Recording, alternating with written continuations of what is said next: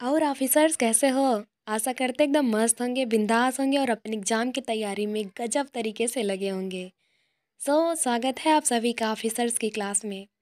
और आज की वीडियो आपके लिए बेहद ख़ास होने वाली है, जिसमें आपको जैन धर्म से एकदम मस्त मस्त 20 क्वेश्चन लाए हैं, जो कि एकदम पेपर में छपने वाले हैं। इस टॉपिक से अगर एक भी क्वेश्चन आया तो इससे बाहर नहीं जाएगा, ये वादा है। और ये जो क्वेश्चन है ये बार बार किसी न किसी एग्ज़ाम में ज़रूर से ज़रूर आया है। चलिए शुरू करते हैं पहले क्वेश्चन से। पहला क्वेश्चन है आपका, जैन परंपरा के अनुसार जैन धर्म में कुल कितने तीर्थंकर हुए थे? तो इसका जो ऑप्शन है ये है 20, 22, 24 या 14। ये आपका आया है, देख रहे हैं, UPPCS 1997 में आया हुआ क्वेश्चन है ये। तो बताइए क्या होगा इसका आंसर। पूछ रहा है जैन परंपरा के अनुसार जैन धर्म में कुल कितने तीर्थंकर हुए? एकदम सिंपल है, 24 हुए। और कितने होंगे? 24 हुए। चलिए अब चलते हैं अगले सवाल पे। जैन परंपरा के अनुसार महावीर कौन से तीर्थंकर थे? ये आपका आया है RRB अजमेर। ये आपका आया है RRB अजमेर टेक 2004 में आया हुआ क्वेश्चन है। चलिए, पहले हुए, 10वें हुए, 18वें हुए या फिर 24वें हुए? तो इसका आंसर आपका है 24वें। ठीक है, पहले कौन थे? तो ऋषभदेव थे। और इनका जो चिन्ह था वो था सांड। ठीक है, और दूसरे कौन से हुए थे तीर्थंकर? अजीतनाथ हुए थे और उनका चिन्ह था हाथी। तीसरे हुए शंभवनाथ, जिनका चिन्ह था घोड़ा। और 23वें हैं पार्श्वनाथ, जिनका चिन्ह था सांप। और 24वें हैं महावीर स्वामी, जिनका चिन्ह है सिंह। अब चलते हैं नेक्स्ट क्वेश्चन पे। महावीर का जन्म किस क्षत्रिय गोत्र में हुआ था? ऑप्शन है आपका शाक्य में, लिच्छवी में, जांत्रिक में या फिर सल्लास में। बताइए जल्दी से कमेंट बॉक्स में। महावीर का जन्म किस क्षत्रिय गोत्र में हुआ था? ये आपका क्वेश्चन आया है SSC 2018 में आया हुआ क्वेश्चन है। इम्पॉर्टेंट है, पेपर में आ सकता है। तो इसका आंसर है आपका जांत्रिक। ठीक है, जांत्रिक किस गोत्र में हुआ था? जांत्रिक गोत्र में हुआ था। कहाँ पर हुआ था? तो वो हुआ था कुंडग्राम वैशाली में हुआ था। अब 540 ईसा पूर्व में हुआ था।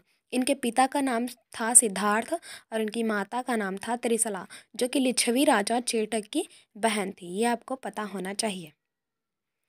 चलिए अब चलते हैं अगले सवाल पे। जैन साहित्य को क्या कहते हैं? बताइए। त्रिपिटक कहते हैं, वेद कहते हैं या फिर आर्य सूत्र कहते हैं या फिर अंग कहते हैं? बताइए जल्दी से। ये आपका आया है SSC MTS 2013 में आया हुआ प्रश्न है। तो इसको कहते हैं आपका त्रिपिटक। ठीक है, क्या कहते हैं? त्रिपिटक कहते हैं। अब चलते हैं नेक्स्ट सवाल पे। महावीर का मूल नाम क्या था? अब इतना सिंपल सवाल है भाई, एकदम RRB टेक में 2004 में भी पूछ लिया था ये सवाल। तो महावीर का मूल नाम क्या था? सिद्धार्थ, वर्धमान, गौतम या फिर इनमें से कोई नहीं? जल्दी से कमेंट बॉक्स में बताइए। तो इसका आंसर होगा आपका वर्धमान। ठीक है, वर्धमान। वर्धमान इनका मूल नाम था, बचपन का नाम था, जब इन्होंने अपन बाद में इनका नाम महावीर स्वामी पड़ा। इनकी पत्नी का नाम यशोदा था और इनकी पुत्री का नाम अनुजा प्रियदर्शनी था। अब चलते हैं नेक्स्ट सवाल पे। जैन धर्म का आधारभूत बिंदु क्या है? ये आपका आया हुआ क्वेश्चन है, ऐसा UPPSC 2004 का आया हुआ क्वेश्चन है। जैन धर्म का आधारभूत बिंदु क्या है? कर्म है, निष्ठा है, अहिंसा है या फिर विराग है? जल्दी से कमेंट बॉक्स में बताइए। तो इसका आंसर होगा आपका अहिंसा। ठीक है, अहिंसा। अब चलते हैं नेक्स्ट सवाल पे। जियो और जीने दो, क्या बात है। जियो और जीने दो किसने कहा था? आया है आरआरबी ग्रुप डी 1999 में। गौतम बुद्ध ने कहा था, महावीर स्वामी ने कहा था, महात्मा गांधी ने किया था, या फिर विनोबा भावे ने कहा था? तो इसका आंसर होगा आपका महावीर स्वामी जी ने कहा था जियो और जीने दो। ठीक है, अब चलते हैं अगले सवाल पे। जैन धर्म में पूर्ण ज्ञान के लिए क्या शब्द है? जीन, रतन, कैवल्य या फिर निर्वाण? बताइए। ये आपका आया हुआ है बीपीएससी 1995 में आया हुआ सवाल है। जैन धर्म में पूर्ण ज्ञान के लिए क्या शब्द है? तो इसका आंसर होगा कैवल्य। ठीक है, ऑप्शन नंबर 3 कैवल्य, जिसका मतलब होता है मोक्ष, मुक्ति, या बोले तो निर्लिप्त होने की अवस्था। ठीक है, अब चलते हैं आगे नेक्स्ट सवाल पे। भगवान महावीर का प्रथम शिष्य कौन था? वाह, ये सवाल मस्त है। जमाली, योसुद, बिपिन, या फिर इनमें से कोई नहीं? तो जो जमाली था ये महावीर स्वामी का प्रथम शिष्य था। कौन था? जमाली महावीर स्वामी का प्रथम शिष्य था। अब चलते हैं अगले सवाल पे। त्रिरत्न सिद्धांत, सम्यक धारणा, सम्यक चरित्र, सम्यक ज्ञान जिस धर्म की महिमा है वह क्या है? बौद्ध धर्म, ईसाई धर्म, जैन धर्म, या फिर इनमें से कोई नहीं? ये आपका आया हुआ क्वेश्चन है यूपी पीसीएस 2005 में आया हुआ क्वेश्चन है। चलिए बताइए इसका आंसर क्या होगा। इसका आंसर होगा जैन धर्म। ठीक है, जो त्रिरत्न सिद्धांत है, सम्यक धारणा, सम्यक चरित्र और सम्यक ज्ञान, ये जैन धर्म की महिमा है। अब चलते हैं आगे वाले सवाल पे। भारत में जैन धर्म का संस्थापक कौन है? यार पहला वाला तो जानते हैं हम लोग कि ऋषभ देव हैं, लेकिन जो असलियत में किसने संस्थापक थे तो वो थे आपके महावीर थे। ठीक है, जब पूछे भारत में जैन धर्म के संस्थापक कौन थे तो वो थे महावीर, और जब बोलेंगे पहले संस्थापक कौन थे तो आप बताएंगे ऋषभ देव। ठीक, अब चलते हैं आगे नेक्स्ट पे। महावीर ने जैन संघ की स्थापना कहाँ की थी? ये आपका बहुत इंपॉर्टेंट क्वेश्चन है, बीपीएससी 1994 में आया हुआ क्वेश्चन है। कुंडग्राम में किया था, पावा में किया था, वैशाली में किया था, वाराणसी में किया था? जल्दी से कमेंट बॉक्स में बताइए। इसका आंसर सही है पावा में। पावा को हम लोग पावापुरी भी कहते हैं, और यह बिहार राज्य के नालंदा जिले में राजगीर और बोध गया के समीप में स्थित एक स्थान है, और यहीं पे जैन महावीर ने जैन संघ की स्थापना किया था। अब चलते हैं अगले सवाल पे। महावीर की मृत्यु के बाद जैन संघ का अगला, जैन संघ लिख दिए हैं यहाँ पे, जैन संघ होगा, जैन संघ होगा, जैन संघ, माफ कीजिएगा। जैन संघ का अगला अध्यक्ष कौन हुआ? बताइए।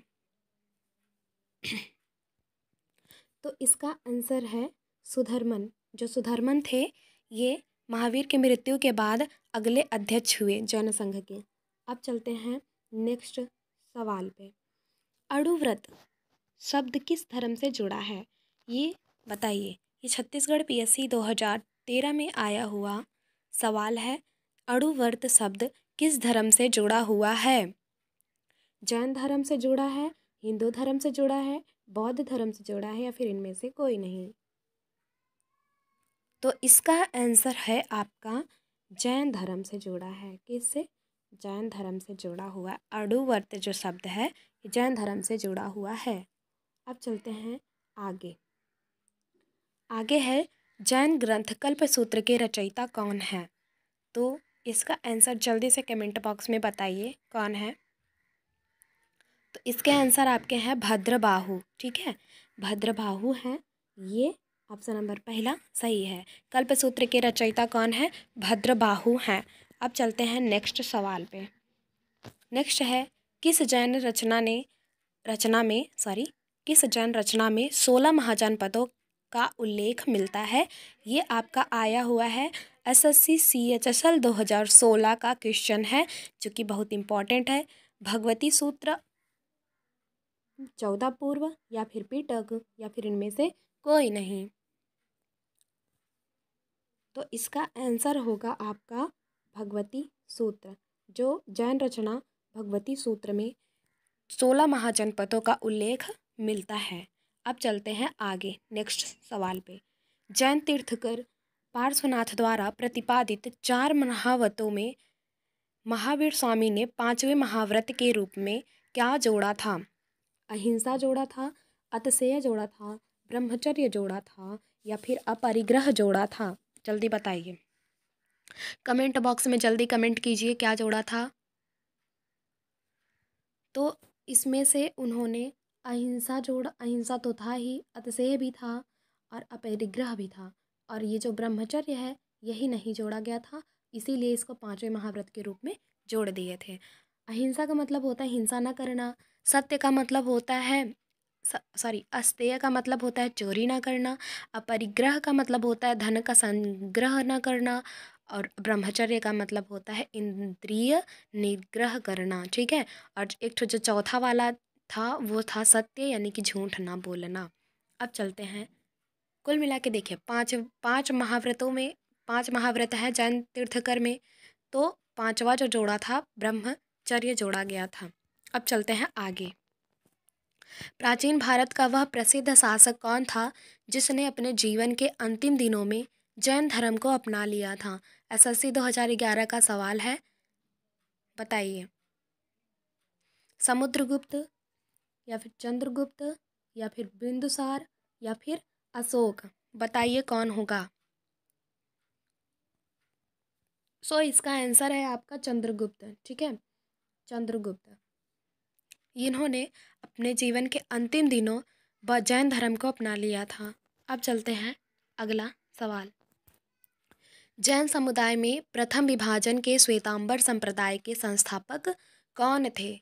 जैन समुदाय में प्रथम विभाजन के श्वेतांबर संप्रदाय के संस्थापक कौन थे, वही पूछ रहा है।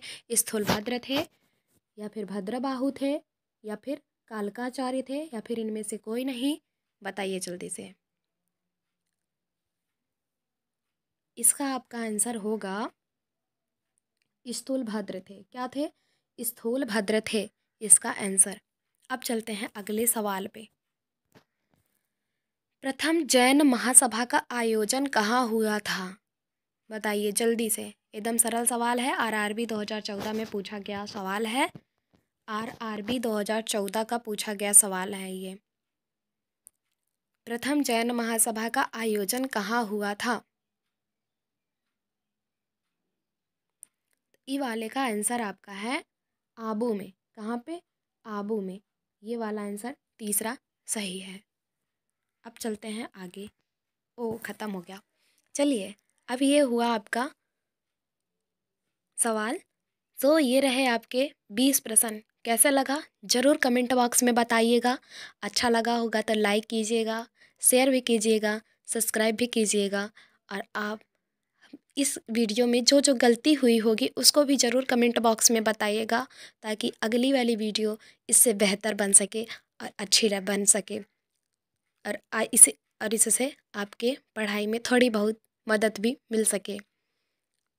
सो इतना देर तक हमसे जुड़े रहने के लिए दिल से धन्यवाद। Thank you. जय हिंद, जय भारत।